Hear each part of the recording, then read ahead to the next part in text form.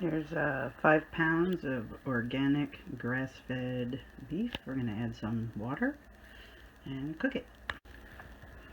Yes, I use bottled water.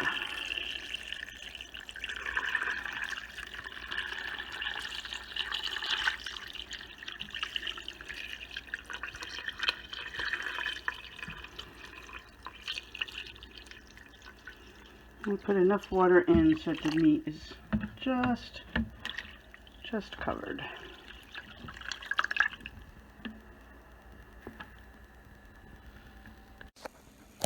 Normally when I cook her meats, I like to bake them at a low temperature. I used to like to use a crock pot, but my crock pot doesn't work right anymore. Doesn't regulate temperature correctly, so I can't use it. I gotta get a new one.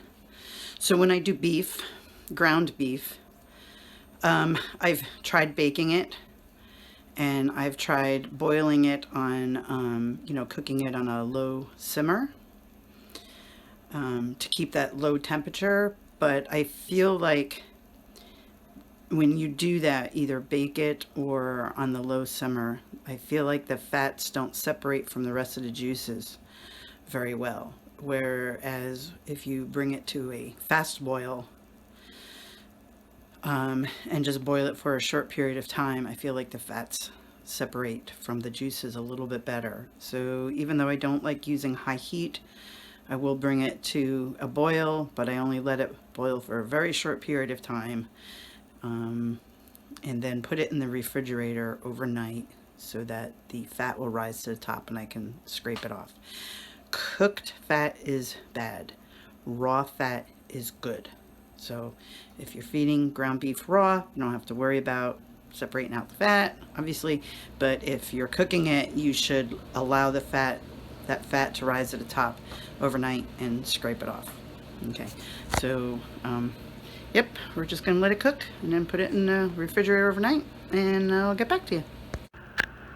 So once the water does come to a very light boil, I do turn the flame down so that it's not, at a hard boil. But you can see on top where the fat is starting to separate and come to the top, which is good. That's what you want.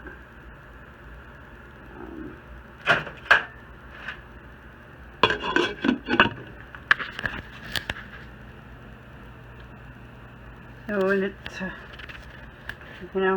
it takes 10, 20, 30 minutes depending on how high you set it and how much meat you're cooking. So you can see it's not a full hard boil. But it's been simmering about 20 minutes. I'll give it a good stir. I'll pull out a big chunk, cut it in half, and make sure there's no pink in the middle. I don't think I can show you that on the phone, but let's see. Oh, yep, there we go. Doesn't look like there's any pink. So it's done. I'll take it off the flame, let it cool off a little bit, stick it in the refrigerator. You can also see how all the fat has come up to the top, and that's what you want. So that layer of fat right there.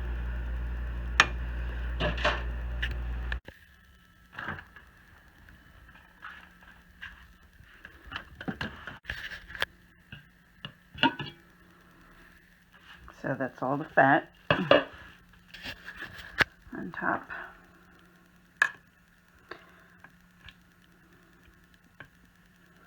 I'm not going to be able to do this with one hand. So I just want to show you that the fat will come off. And a pretty big chunk if you do it carefully. So I need 2 hands, so I have to put the camera down. But we're going to take off all that fat and toss it. Yep, that's what I wanted to have happen. Fat removed. Fat that goes to the garbage. Okay, this is a small recipe. I've only got 5 pounds of beef. So vegetable load is going to be really light.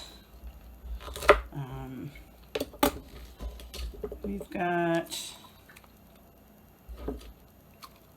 let's say 2 cups of celery.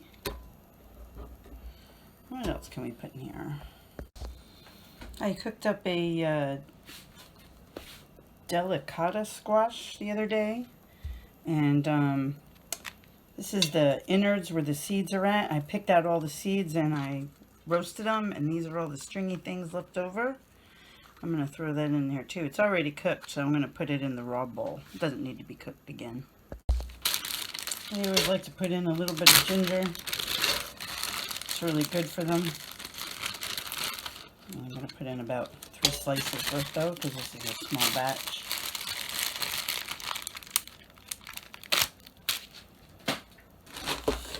And we're going to do some avocados. No, not avocados. These are artichokes. Artichoke hearts. And we're going to do a nice full cup of those. Those are good for your dog too. I think we're going to do some arugula. We'll do a little bit of arugula cooked and a little bit raw. This is about probably half a cup. We'll do raw. And let's do a cup cooked. Actually, this isn't arugula. This is spring mix that we bought, that we knew we weren't going to finish, and we throw it in the freezer for the dog. So this is about a cup of spring mix. I want to put that in the raw bowl too. So, cup of spring mix and half a cup of arugula, both raw. This is always fun. This is red dandelion. It's so funny. People try so hard to kill dandelions in their yard, and yet it's a really good food source. This is a red variety, though. Whenever I can get a red variety of a vegetable, like red cabbage or red dandelion, I always pick it over the green, because the red color has more phytonutrients, and it's good for them, so the experts say. This is about a cup of red dandelion in there. We're going to add about a cup of broccoli. Broccoli is hard to measure, because I don't chop it up, but it's about a cup. I'll throw an extra piece in. So I want you all to understand that these recipes, my measurements are not exact. It's very loosely measured. And you shouldn't use any of these recipes exactly every single time. I've never repeated a recipe with Cookie. I write every recipe down, and every time it's a little bit different.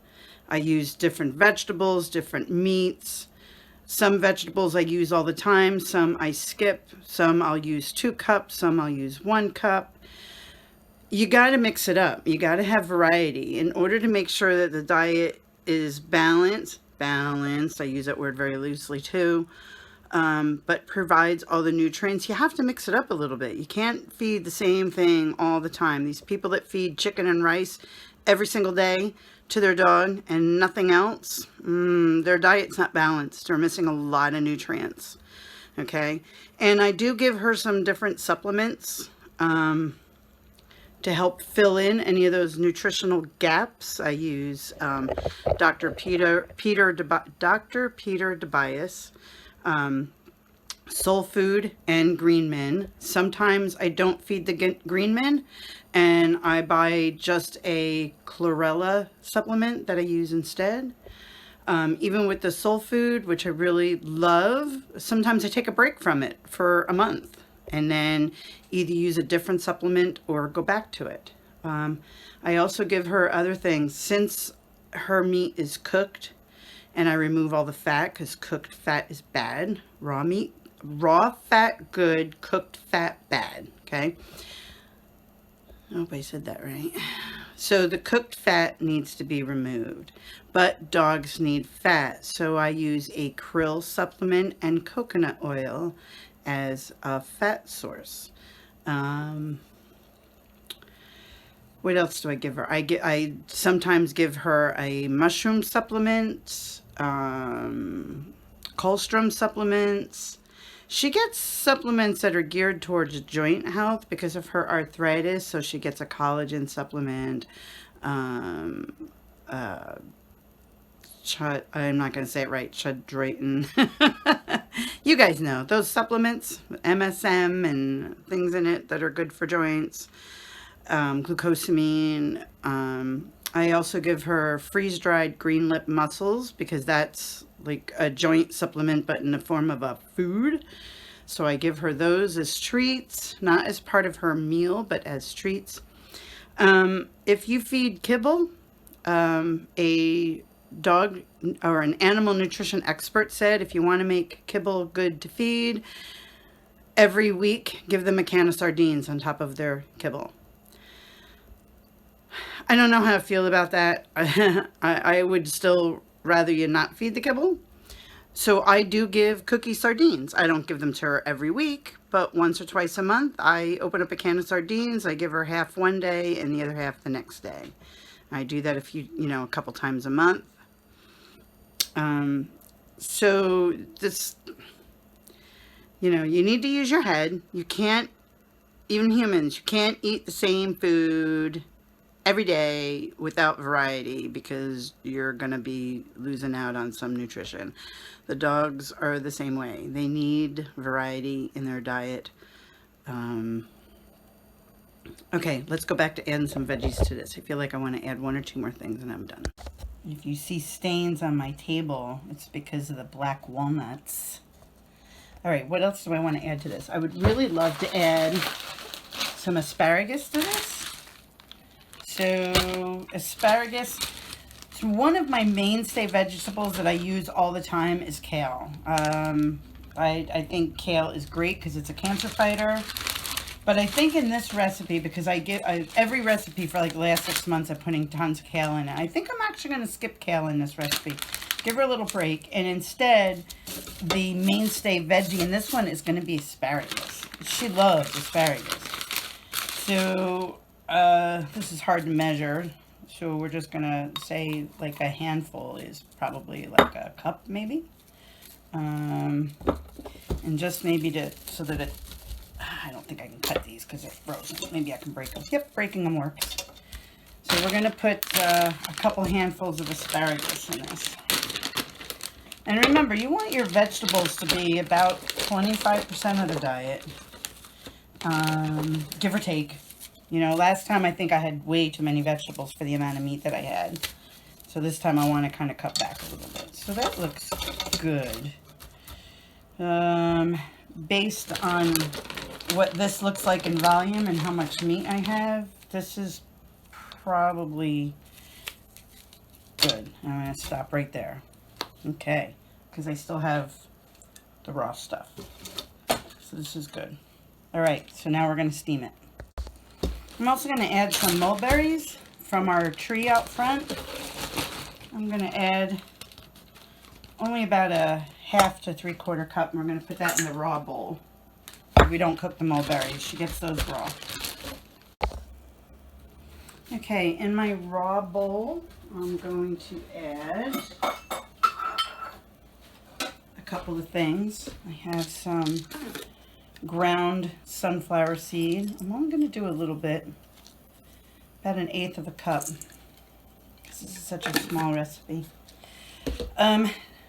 So with meats, some are higher in omega-3s, some are higher in omega-6s, and based on the fats that are in chicken and beef, this is what I got out of a holistic nutrition book written by a vet. Well, it's not a nutrition book. Well, yeah, I guess it could be. It's got dog recipes, dog food recipes and stuff in it, written by a holistic vet.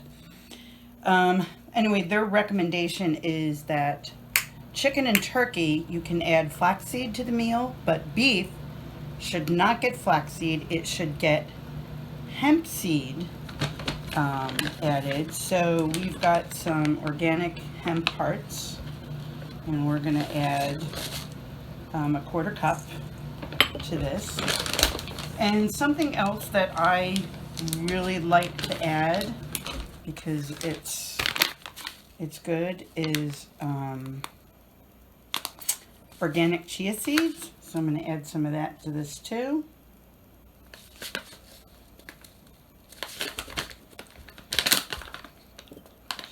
And I think I'm going to add,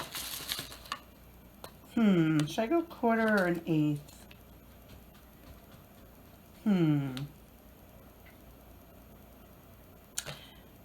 I think I'll go a quarter.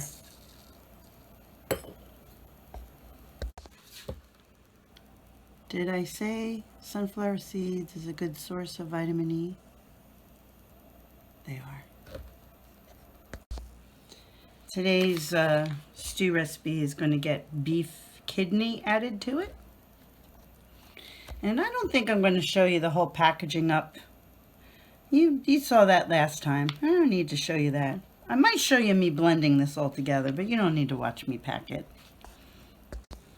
Don't forget to add your calcium source. I make my calcium from eggshells.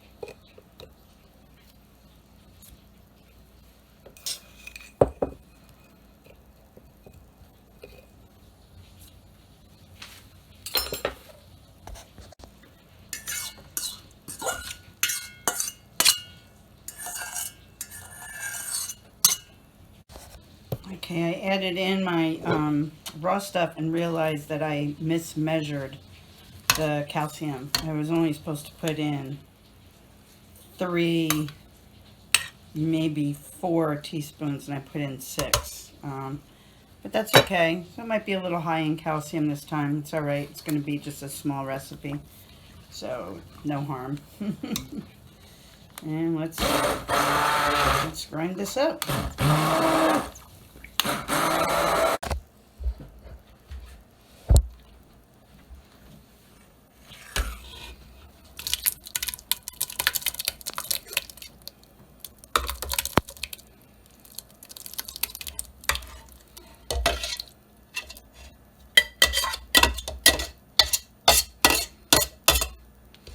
You want to lift your pot? There we go.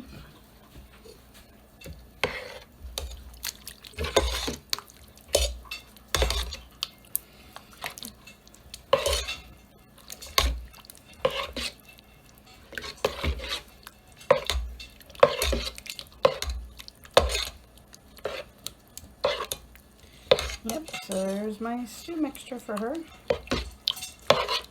I'm going to put it in the containers. I'm not going to video that because you guys saw how I do it and did it in the last one. If you didn't watch the last one, watch it. Let's see how I mix it. Package it all up for the freezer.